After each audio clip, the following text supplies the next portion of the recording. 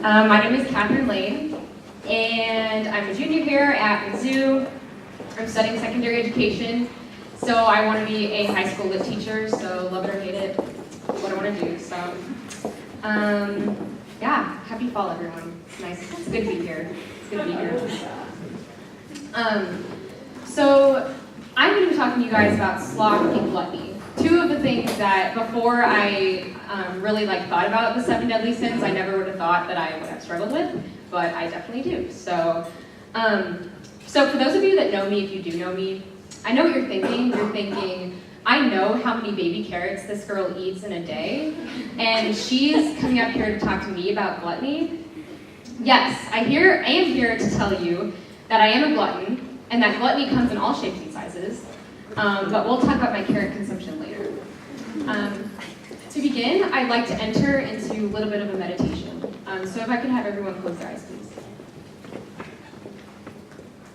It's Thanksgiving Day. As you approach the spread of food, warm aromas of turkey and mashed potatoes and gravy billow up and hug you like a friend. You see stuffing of 4 varieties, sweet potatoes with and without marshmallows. How do you feel in that moment right before you're about to load your plate and dig in? First of all, you're probably hangry. Maybe you feel a little ravenous, like you're about to tear something into shreds, whether that's a turkey leg or some unfortunate relative in the way of your turkey leg. Maybe you feel a sense of entitlement. You deserve this much food. You have skipped breakfast and lunch for this. It took a lot of work to be this hungry. You're not even to the cranberry sauce at the end of the line, and you can't help yourself. You just start digging in with your fingers, and literally nothing could be better in this moment. This is it. You could definitely die happy. And then once you actually get a fork, you begin to eat. And eat and eat and eat. And you didn't have room on your plate for the other 2 kinds of stuffing, so you have to go back for seconds and thirds. And everyone knows we have 2 different stomachs, right? One for dinner and one for dessert, duh. And that one sure is empty, so you gotta make another trip back for pie. And then once it's all said and done, you sink into the couch, pretty content, but kind of in pain. Not really wanting to move or talk or do anything at all. You heave a satisfied sigh. And then the angel Gabriel descends from heaven, appears to you and says, "The kingdom of heaven is at hand. Repent, believe in the gospel. Pick up your cross and follow Jesus. Go therefore, make disciples of all nations. Go make a difference. We can make a difference. Go make a difference in the world." You can open your eyes. How would you respond? And I know it's totally ridiculous. It's silly. But really think about it. Are you in any state to get up and go build the kingdom of heaven at all? Are you in any state to physically get up at all? See, this is the danger we run into with gluttony. In the Gospels, Jesus explicitly tells us, "Stay awake, for we know not the hour that he's coming." St. Peter tells us to be sober and vigilant, for the devil is prowling like a roaring lion, waiting for someone to devour. Imagine trying to resist a prowling lion after Thanksgiving dinner. Gluttony can be defined simply as overconsumption or overindulgence of a physical good. And to crack open the topic of gluttony, I'd like to present you an uplifting quote from a Russian saint. He was a monk named Saint Ignatius, with a very Russian last name that I fail to pronounce. "Wise temperance of the stomach is a door to all the virtues. Restrain the stomach, and you will enter paradise. But if you please and pamper your stomach, you will hurl yourself over the precipice of bodily impurity into the fire of wrath and fury. You will coarsen and darken your mind, and in this way you will ruin your powers of attention, self-control, your sobriety, and vigilance." And you're thinking, whoa, okay, let's not be over dramatic, Mr. Russian saint. I don't think that just because I ate an entire White Castle crave cake by myself last Thursday, that I'm going to hurl myself over the precipice of bodily impurity into the wrath of fire and fury. Little dramatic. I hardly see my eating habits having that much effect on the state of my soul. But maybe he's onto something. But since we are all an academic and intellectual crowd here on a college campus, Let's see what science has to say about this. On the topic of self-control, psychology today states that self-control separates us from our ancient ancestors and the rest of the animal kingdom, thanks to our large prefrontal cortex. It is the ability to subdue our impulses in order to achieve longer-term goals. Rather than responding to immediate impulses, we can plan, evaluate alternative actions, and, often enough, avoid doing things we'll later regret. So, this isn't just a religious thing. Even secular science acknowledges that we are fundamentally different from animals and that we have a physically bigger prefrontal cortex, which is the part of the brain right here, that gives us the ability to think about complicated things, ponder the things not seen, and make hard decisions. We as human beings have the capability to say no when our body is constantly nagging at us to eat this, buy that, do what you want, and to feel good. In the Christian lens, and in God's eyes, this is called free will. And this is one of God's greatest gifts that he's given to us. He gave us free will so that we might love him back freely. He gave us free will and an intellect so that we can choose to live for something more than just what our bodies are demanding us and what the world is trying to offer us. Because he made us for more than just the world and its riches. He made us for heaven. And to throw that all away and to live for something significantly less than that is a grave sin. But why is it so hard? And I get it, I really do. Because we live in a culture and in a part of the world where we have this luxury to immediately satisfy pretty much any fleeting desire that we may have. Hungry? Go to the fridge. Cold? Turn up the thermostat a couple notches. Bored? Start scrolling Twitter. Sleepy? Grab a latte on your way to class, or snuggle up in your bed for an hour or two. Lacking anything materially? Head to the mall, or hop online to www.amazon.com to order a new pair of shoes. We have the resources to make ourselves feel good at all times. We hardly know what it's like to go without anything for a prolonged period of time.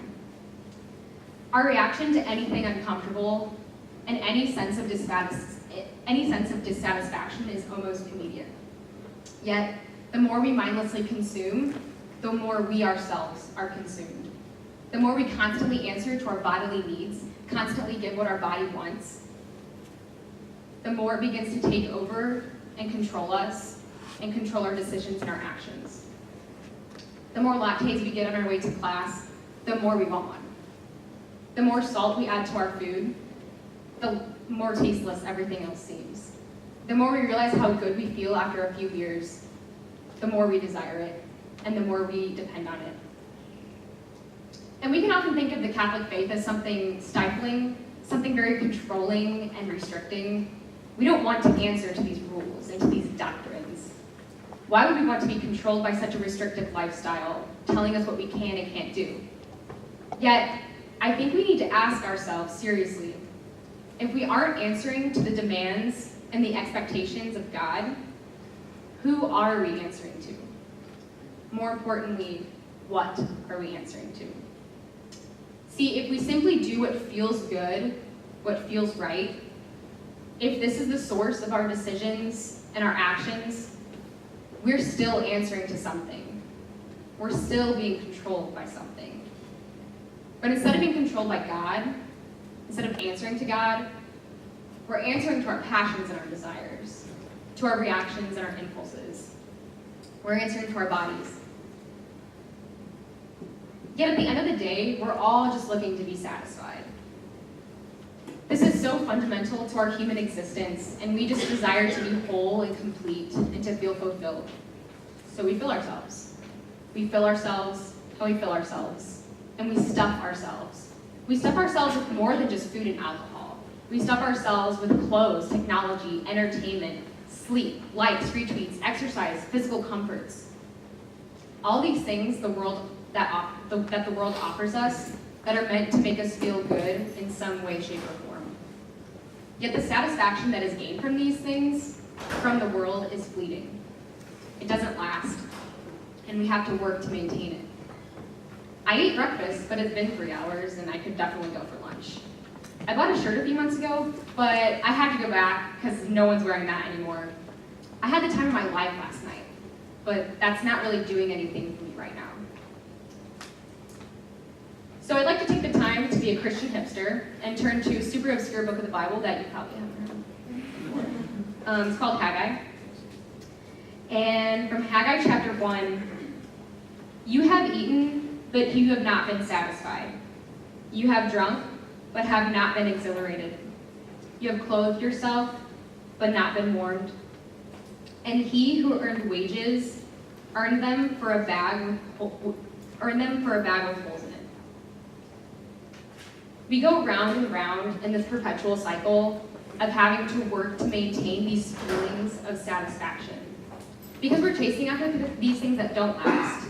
They run out, and we have to fill ourselves over and over and over again, day in and day out. And this is when gluttony turns good things and enjoyable things that God has given us into necessities and into dependencies. And soon enough, these things begin to replace God in our lives. When this is all we live for, it's exhausting. And it was only about a year ago that I most certainly was living like this. But before I get into the meat of the story, I think it's important that I go back a few decades and preface this with a little background on the child of Katherine Lane. So, I really love food, and I love cooking, I love eating healthy, I love broccoli, I love carrots, I love all that stuff. But my love for food has a strange origin, and it definitely didn't begin as a love of carrots. When I was 2 years old, I was super, super skinny. And this is because I couldn't eat anything, because every time I tried to eat anything, I just puked it up, because my tonsils were so enormous. I would even stop breathing in the middle of the night every once in a while. So that was a problem, thought my mom. And so it wasn't a huge deal, I just got a tonsillectomy. And if you've ever had a tonsillectomy or gotten your wisdom teeth taken out or anything like that, you know that you go home and you drink milkshakes, and you eat Jell-O and applesauce and all that stuff for like a week as you recover, right? Well, legend has it that little baby Katherine Lane, apparently sick of not being able to eat anything decent for 2 years of her life, ran out of surgery, got home, and started gobbling down pizza and Doritos the second she got home. And I think that I have not stopped eating since. Going forward, I was always a chunky kid after that. This became a source of low self-esteem and self-consciousness for pretty much as long as I can remember. And body image has always been something that I've struggled with for my entire life. I remember having these existential, why me moments as like a 10-year-old, because I couldn't fit into the cute, sparkly Limited 2 jeans and had to settle for the plus size section at JCPenney. So growing older and growing more sick of being the chunky kid, I became more and more determined to eat healthier and to work out often. And while both of these are obviously awesome things, I think the idea of diet and exercise started to formulate as kind of unhealthy thoughts in my head at a very young age. In a twisted way, I began to indulge in diet and exercise and started depending on how these things made me feel. And they became things of excess in my life. So once upon a time in a mystical, magical fairy tale land, I was a pre-med student here at Mizzou. And without getting into the whiny details, it was really hard. And the fact that I was terrible at organic chemistry made it doubly hard. And it demanded a lot from me. And when you pair vigorous academics with a stubborn determination to do intense workouts every single day, that was not a good combo for me, at least. At this point in my life, exercise was an absolute non-negotiable part of my day. I was going to get my workout in, and nothing was going to get into the way of that. Not schoolwork, not sleep, not friendships, relationships, not prayer, not even my own physical, mental, and emotional well-being. And on top of that, I became really obsessive over what I was eating. I pretty much count every calorie I took in. I planned my meals to the T. I didn't want to go out to eat. I didn't want to grab ice cream with my friends on the weekends. And I did all this in order to achieve a sense of physical satisfaction with myself, my body, my appearance, and ultimately my self-worth. But this isn't a talk about body image and self-worth. It's about gluttony. And still you may be caught up in this weird oxymoron of a healthy glutton. That doesn't even sound real. But I implore you to see how gluttony was hiding in my life. Remember, gluttony is a sin of excess indulgence of things, of physical, worldly things that ultimately make us feel good or satisfy us, whether that's a little Debbie cake, or a good cardio workout, or to be watched, or just any physical comforts in general. And while I wasn't indulging in Little Debbie's, I was indulging in a different way. I was indulging in the things that made me feel good and satisfied. And before I knew it, I was taking these good things of healthy eating and exercise, and I started forming dependencies on the feelings that they gave me. And this became what I was living for. And I was being actively consumed and controlled by it. And because this lifestyle was demanding, and it took a lot of work to maintain it, I was running in circles day in and day out, chasing my own tail in order to meet my needs, only to become completely worn out. I had nothing left for others, and even less than for God. I would come back from class knowing that I had so much studying to do, but I had to get my workout in before that. And once that was over, I was so exhausted I could not focus on this impossibly hard material that was in front of me. And then I'd try to rest, to try to take a nap or sleep or do something, but I couldn't even sleep because I was so anxious thinking about all the things that I had to do. I couldn't even pray. And this would leave me in these states of wide awake exhaustion, unable to do anything but pretty much do nothing. In this way, gluttony was leading me to another sin, and that's sloth. Gluttony has been attributed as acting as a gateway vice, in that it leads to other sins. And if we look back to St. Ignatius's quote, we see that he, in talking about gluttony, he points to the fact that gluttony results in other sins, such as drunkenness, lust, and sloth. And these all make sense because these sins all have to do with a certain sort of excess of bodily pleasures. But the connection I want to talk about here is sloth. Sloth as a sin is really complicated and honestly very misunderstood. Right away, you probably just think of it as laziness, but that's a really incomplete definition, as sloth can actually hide in the form of extreme busyness. So very simply put, sloth can be defined as avoiding the things we're supposed to be doing right now. My gluttony turned into slothfulness, and then I was preoccupying myself with things that ultimately did not matter in the long run. I was busying myself with a selfish lifestyle of very particular eating habits and exercise that left me no time or energy to accomplish important things, such as my academics, my prayer life, my relationships with God and with others. And these are the higher things that I was actually made for. When it came down to take on these parts of my life, I was too exhausted and too sad and too indifferent to really do anything about them.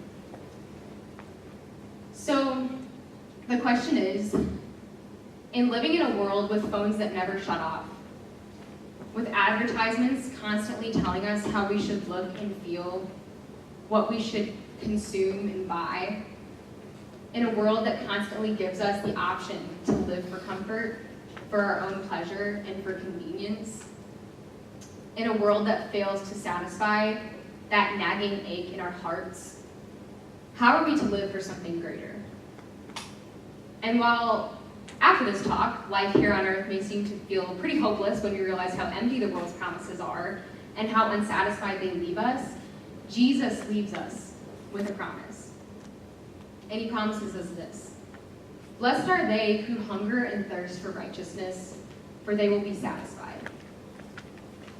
We will be satisfied. Not in looking good or feeling good. Not in being impressive or popular. Not in chasing the things of this world only to feel tired and unsatisfied. No. We were not made for this world, nor were we made for any cheap product it's trying to sell us. We were made for perfect fulfillment and satisfaction, and we were made for hope. And I'm not talking about hope for life after death, after it's all said and done, but I'm talking about a hope that awaits us in our lives right now, right in this moment. In the gift of free will lies this beautiful ability to resist and say no to fleeting, empty, worldly promises that are thrown into our faces at all times, so that we may freely say yes to the joy of a life lived in Christ and the riches of heaven. The freedom to say yes to a life of adventure that he has laid out for us now, for the rest of our lives and beyond. And you would pray with me. Lord Jesus, we just come to you tonight in gratitude for all of the gifts that you give us. And I just implore that you give us the wisdom and the prudence to know how to use these things, to cherish them in gratitude of the gifts that you've given us. And I just ask you, allow us to know how to use these things to build your kingdom, to ultimately get us and others to perfect union with you in heaven. And Jesus, I just ask that you give us diligence throughout our week, throughout our lives, to do the little things that ultimately will allow us to do the big things. And Jesus, just put peace into our hearts, into our minds. Allow us to understand our identity, our worth in you and you alone, and to live into that every day of our lives.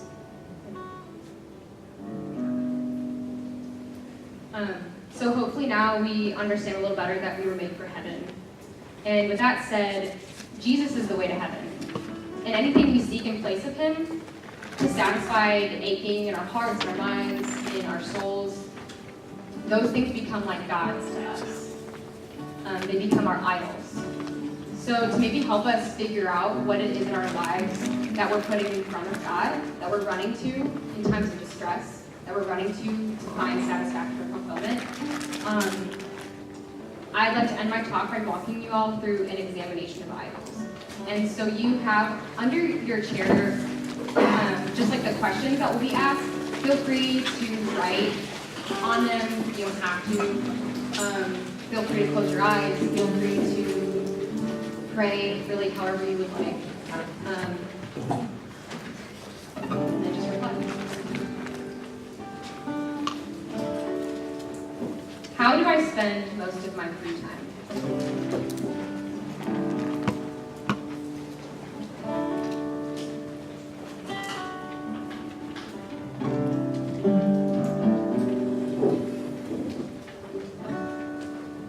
When I have an extra 5 minutes, what is my default activity?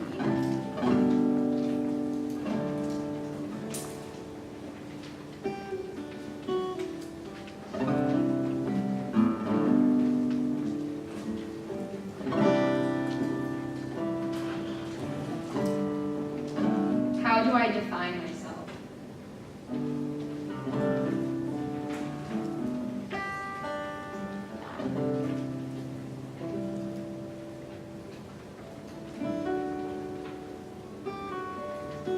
What possessions, or positions, or people, or activities do I seek an identity in?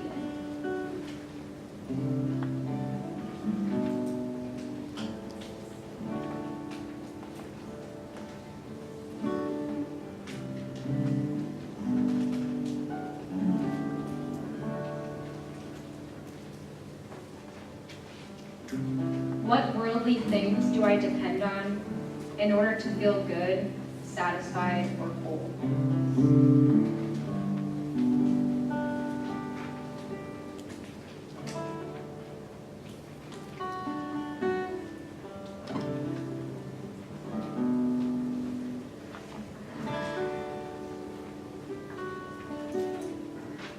What am I afraid to let go of?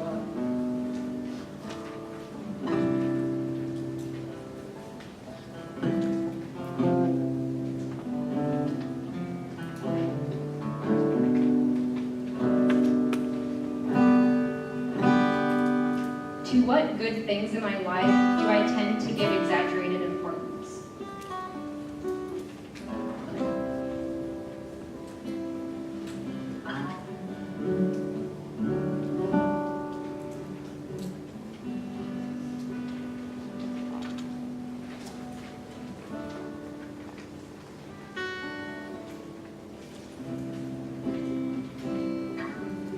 Do the things I